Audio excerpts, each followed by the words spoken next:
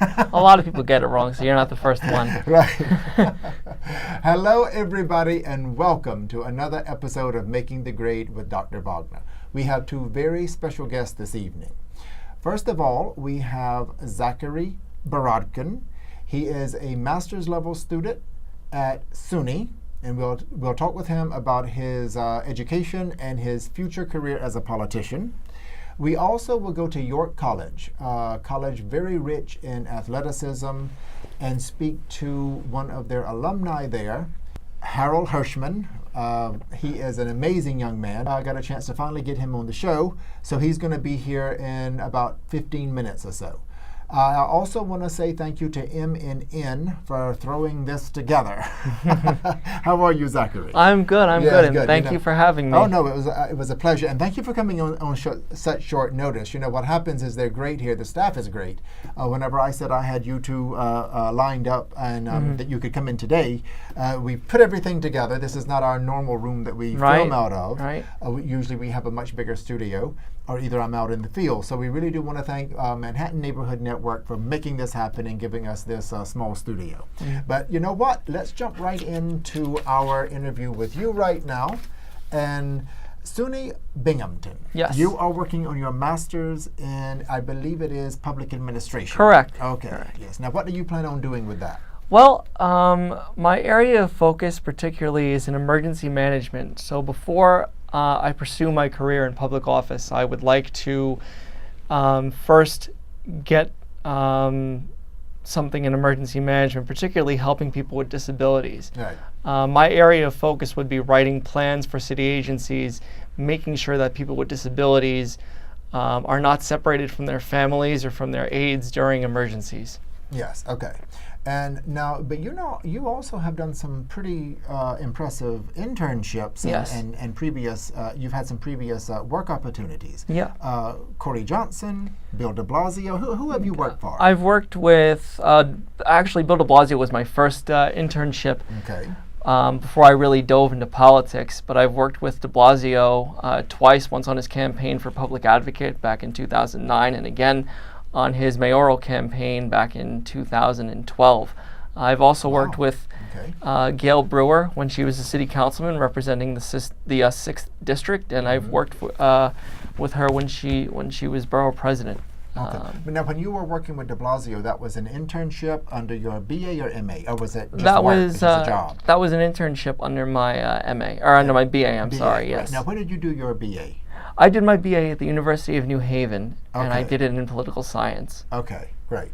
Okay, so you, and then there was also, I think when I was doing my homework on you, you also did some work with Corey Johnson too, didn't you? I did. I worked on his campaign back in 2013.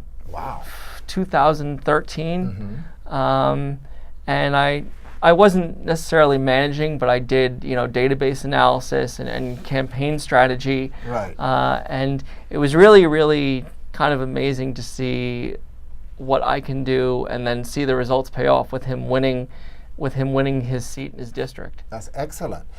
Okay, so let's talk about you for a second. Now, we've established that you've had a very successful career. Right. Now, you did your BA. Now, where are you born and raised? I was born and raised in New York City. Okay, and you did your BA at, say the University of New Haven. Okay. Now, did you go away to school, or did you lived in a dorm? I lived in a dorm, yeah. I've never gone to school locally. I've always I've always gone away, and it was fine because it really gave me a sense of my independence. Because then I discovered to myself that I really don't have as many limitations as I thought I did. No, that's what I'm getting to. And it was able to give me that freedom. Right. And you've been, I'm sure you were very active on campus there. Yes. What is your disability? My disability is cerebral palsy. What it is a muscular type of disability where either your muscles don't work at all or your muscles work too much, and that causes what's called spasticity. Right. So I have stage 1 of it, where most of my motor skills are functioning, and everything else is pretty much fine. There are 3 stages of it. Right. Stage 1 is the stage least, 1 is the least affected, and stage 3 is the most affected. Okay, great. I loved when I was doing my homework on you, that what you just said, you never went to school locally. Okay, and that is, we really do have to give you such respect for that. What advice do you have for other students who are in a position now, maybe graduating from high school, that do want to go away and do want to, as you just said, learn about your independence, but also may feel somewhat reserved or intimidated because of a disability? What do you say to those students out there listening to us? Well, the first thing I say is while you're trying to figure this out, don't let it stress you out. Don't forget to have fun. Because having fun, you know, I'm not suggesting you make a habit out of it, but having fun really allows your mind to expand, and it allows you to make better decisions. And with me, I love living in the city. I love all the noise and the action, but with me, it really gave me a clear perspective on what I needed to do with myself and who I was becoming. Right. I love that clear perspective. We should have a documentary, Clear Perspective. Moving out of a parent's house, Clear Perspective. I think it's a very good. It would be a great title, but it's such simple words, right? But yet very, very solid and substantial words to use. A clear perspective. Right. And then when you go to college, how important do you think is involvement at school? I think it's very important to be involved at school, because it's easy to say, you know, I'm going to dive right into my major and do the best I can, but there are other avenues that you can explore, you know, other hobbies. What I'd recommend actually is looking for whatever college that future students go to. Look for student groups, and not just student groups that are tailored to your major, but other student groups. Like if there's an arts club, if there's a ballroom dance club, you know, engage in that, because that'll really, again, widen your perspective and give you something to do when you're not focusing on your own work. Excellent. That was our guy next door, but we're wrapping up, but I do have two more questions for you. Very important while we're speaking about success. Why do you think you're such a success as a student, as well as these great, you know, politicians that you've worked for? And that's the first part of that question. And the second part would be, what do you want people listening and watching this show to take away from your example? I think it's my adaptability. Yes. My ability to adapt to any situation, because that's basically how I've gotten around my whole life, is through adaptation, whether it's physically or mentally. You have to prepare yourself for any situation, and I think that it's important. You know, adaptability is a key figure in going out and exploring the world. Right. Zachary Brogdon, we'll see you in as a major force in politics very, very soon. Well, thank you so much. I'm hoping to be back. Oh, you will definitely be back.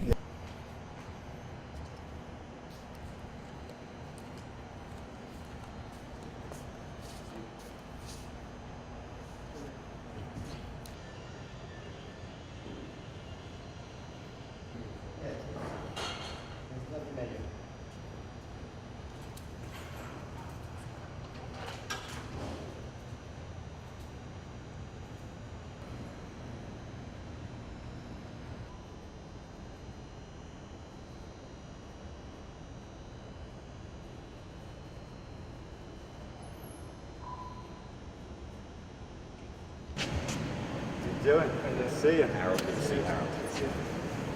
I've seen in the athletics department, I've seen about, I think, 9 students who had disabilities. In some of my swimming classes, I've had 4 students in my swimming classes that had disabilities, physical disabilities. So I definitely think it's helped socialization. An example is Harold. A great example is Harold. I've known Harold for 6 years now. And I've seen his socialization definitely increase, especially when he started working here with us in the camp. Very positive socialization. I think that's wonderful. I love Harold. I love seeing him when he comes back. We keep in touch. I consider him a friend. Not a student anymore. He used to work for me, but I definitely consider him a friend, and I think he's doing great things. I've seen Harold grow and thrive, and I'm elated actually that he's doing his master's at Adelphi. I want him to pursue whatever it is that he wants to do in his dreams, and I know he's going to do it. He's going to be great. The importance of athleticism and recreation and fitness participation, not only at the collegiate level but recreationally, is a critical component to the student life experience. Obviously, healthy mind, healthy body. Ultimately, we want to provide the opportunity for all of the participants on campus, faculty, staff, students, alumni, and it's great to be able to support an initiative such as this. And again, anything we can do to help the quality of life on campus is a pleasure to be involved with.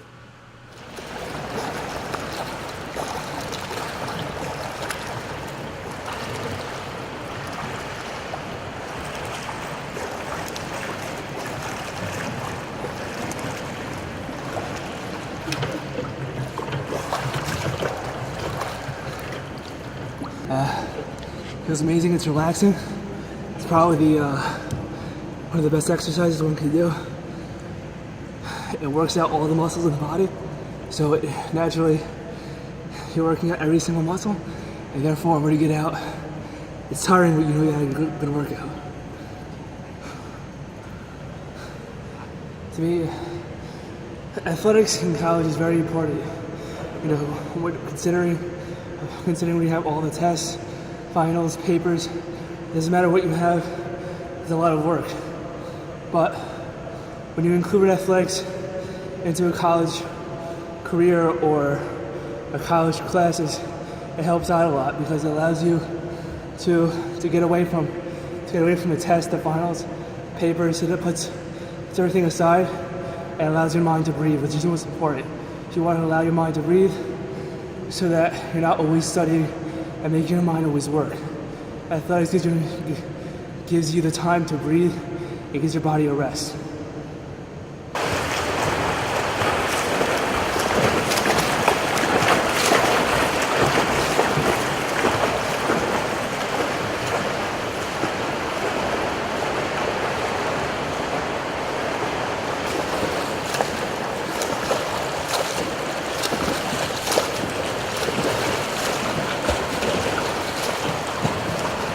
Swimming has been a huge part of my identity because it defines who I am. It's a part of my life every day. It gives me a sense of certainty. It calms me down. Every time I look at the ocean, all my problems go away, and I see the other side of things. Okay. Swimming has always built my confidence because it was the first time that I accomplished a goal, which was becoming a lifeguard, which was something that people always told me that I couldn't do. And then originally I, proved them wrong and became a lifeguard. So it was the first of many things that people have told me that I couldn't do and that I proved them wrong.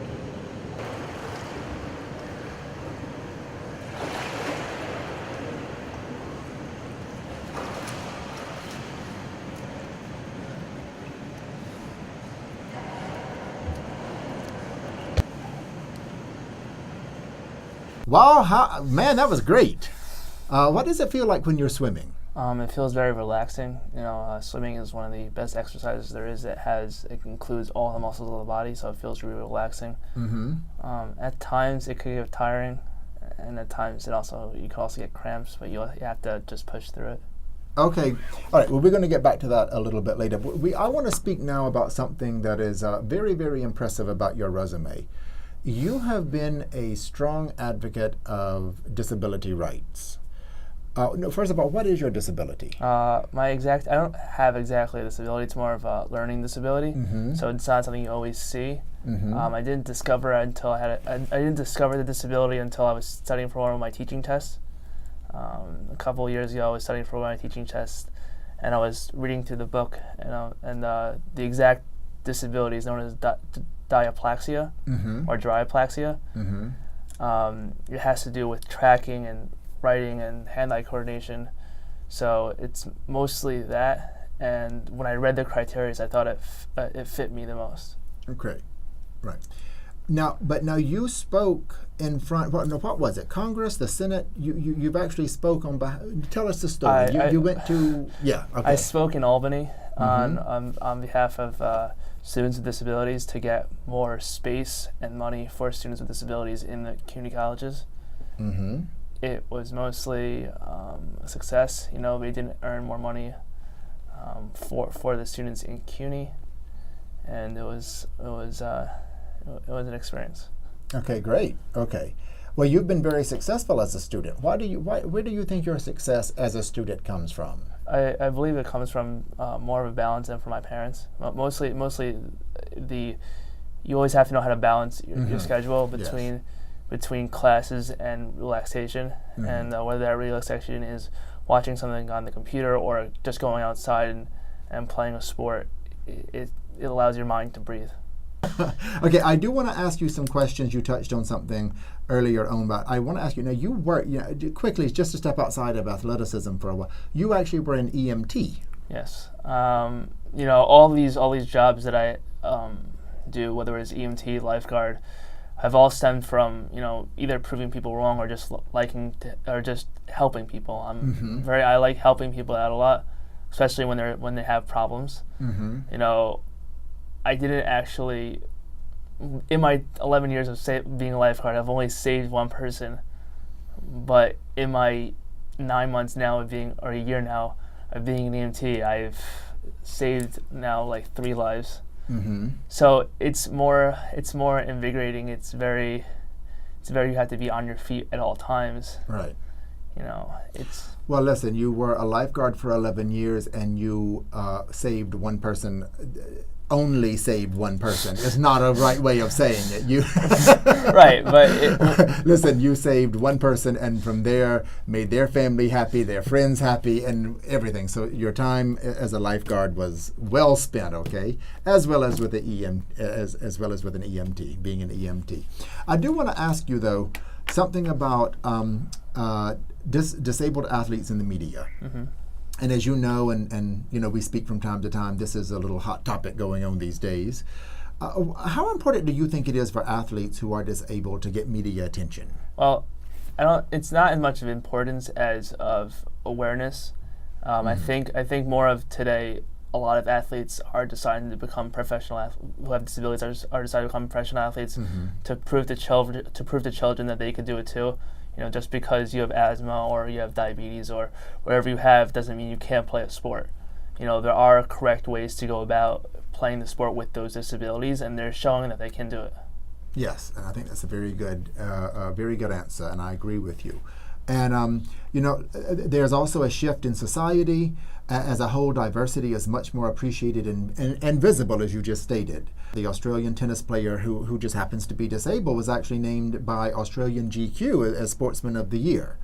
Why do you think there is more visibility? Again, the shift is going on, but it's just not happening now. It happened a few years ago. We might be taking notice of it now. Right. We might be cognizant of it now, but the shift is there. It's been there. So what is your answer on that? I think it all stems from the original. I think it was in 1972 when Title IX came out. Title IX did a lot for athletes with disabilities and for women athletes. It showed that everyone's on an equal playing field. Absolutely. And that way, it stemmed into athletes playing with disabilities, having separate leagues for athletes with disabilities, having a Paralympics or having even a WNBA. All these things stem from Title IX, showing that everyone can play in a sport. I think that's also a very good answer, and I cannot agree with you more. I would like to also state, who do you like? The para-equestrian, I love that field. I think it's great. And Dunham, she just retired after years of great success in the field with that beautiful speckled horse that she has. And we're probably going to show some photographs of that in editing. But who is your favorite athletes these days? And I understand that you have 3 that you really like, that could be characterized as disabled, but yet they're also playing within mainstream sports. So give us your answer on that. One of the main athletes who I aspire who has a disability is Tim Howard. He didn't really come out with his disability at first. It was only after he got criticized when he was playing for Manchester United as a goalie that he came out saying I have Tourette's syndrome. And not that it's really not that noticeable. He doesn't have it that much. You can't really tell that he has it. Right. But he now is a strong advocate for people with Tourette's.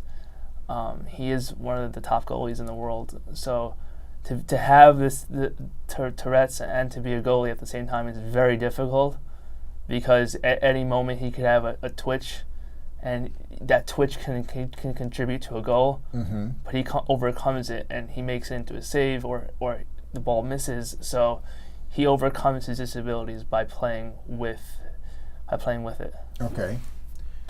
And then the second athlete, I just learned recently that Jordan Morris, he just recently came up on the U.S. men's national team. He's a rookie or second-year player for Seattle. He recently was diagnosed with type 1 diabetes. Mm-hmm. And recently a kid, there's a video of a kid saying of meeting Jordan Morris, and how he says that he's only playing soccer because Jordan Morris is playing soccer and with Right. diabetes. So he is inspiring kids who have diabetes to play sports, which is very difficult because as you're playing a sport like soccer, you have to have enough stamina, and Yes. for someone who has diabetes, it's very difficult because of the stamina. And you have to have the right sugar levels. You have to be hydrated all the time, so it's very difficult. Mm-hmm. And then lastly, there are many people who are diagnosed with asthma over the years, whether you're a young child. A lot of athletes have asthma and they do play with it. One of the more noticeable athletes who have asthma is a former Ranger who just became a former Ranger. He's almost being retired. Mm-hmm. His name is Dan Girardi. Yep. He has asthma. He actually was filmed last year with a doctor, and the doctor asked him, how do you play with asthma? What do you tell kids who have asthma? And a little bit of it is you have to be able to control yourself. Today in the sports field, there's always in the NFL, whether it's NFL or NHL, they always provide them with oxygen, whether it's in the locker room or even sometimes on the bench. Mm-hmm. Continue on. Even when sometimes on the bench, they're always provided with oxygen now. Okay, great. Sorry about that. That was our timer because it was too bad. I'm going to continue on and ask a few more questions. What do students who are incoming, now I asked you this at the pool, and I think we have an answer, but students who are entering college, incoming freshmen, what advice do you have to those students as far as getting involved with in college and becoming a successful student? Well, I would really say it's two things. One is to have a balance. If you don't have a balance, you're always going to be stressed out. And it's not fun. What you want to do is you want to make sure that you have class time, Mm-hmm. where you do classwork. Then you have your own time where you relax and you can, whether it's going to the pool, hanging out with friends. You need that. Otherwise, it's always your head's in the books. You get constant headaches. It's not fun. Right. I think that's very good advice.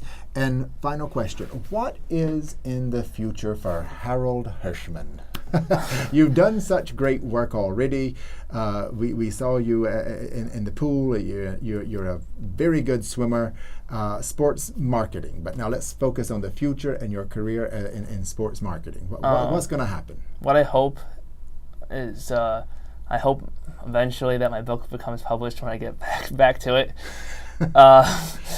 Although I don't know when that's going to be. I want to delve into a little bit of sports marketing, try and get into that field a little bit.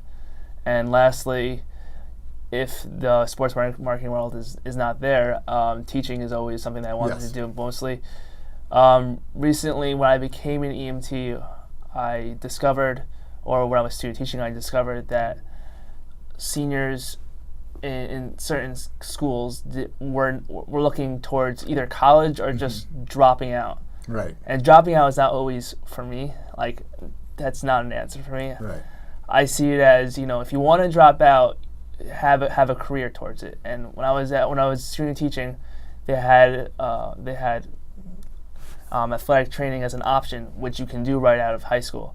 Another option you could do right out of high school is the EMT.